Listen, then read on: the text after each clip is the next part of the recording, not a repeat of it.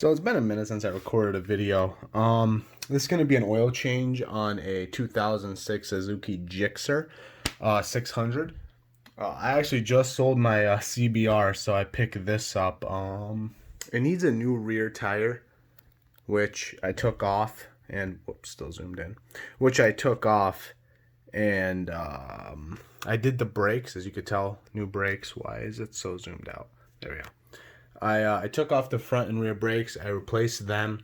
I have to get a new front tire as well. I have it ordered. I just gotta get around to doing it. But I'm hoping to get it out at least before the season's over for a little bit, at least a month. It has 17,000 miles, so it's pretty low for its year. But anyway, let's hop right into this. Okay, so inside there, let me see if I can get it from underneath.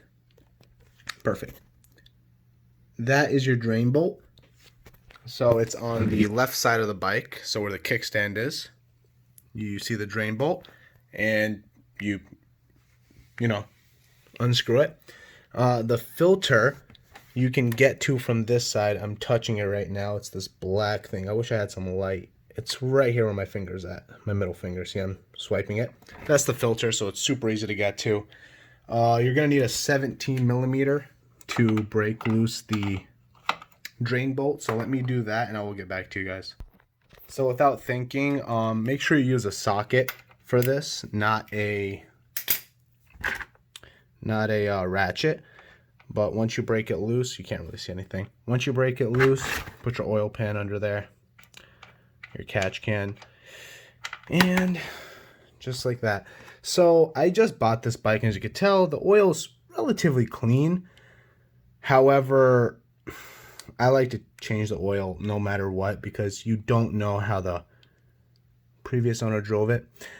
So the GSXRs have a magnetic tip, and you will have some, metal shavings. Little ones, like how you see on my finger now, that's completely normal. You have nothing to worry about.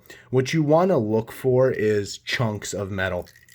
So you see how it sort of just smudges? That's perfectly normal. Don't even worry about that. Let me go. I forgot to do one thing. Make sure you take off the fill bolt so that way it flows a little bit nicer. So let me do that quick. So what you're going to want to wait for is, I'm not really sure why my phone's not focusing. I think it might be the light. What you're going to want to wait for is little drips. I like to get it all out, especially if it's a, I don't want to say new bike, but newer to you. I like to completely flush the system. So just wait for the little drips and then put the bolt back in. Please don't over tighten it. Once it gets snug, a quarter of a turn, perfect. You don't have to go any further. It's completely fine. It's not going anywhere. So I'm going to wait for this. So you may have to take off your fairings.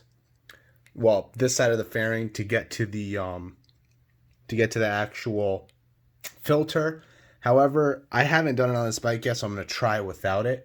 And if I have to, I'll show you guys how to.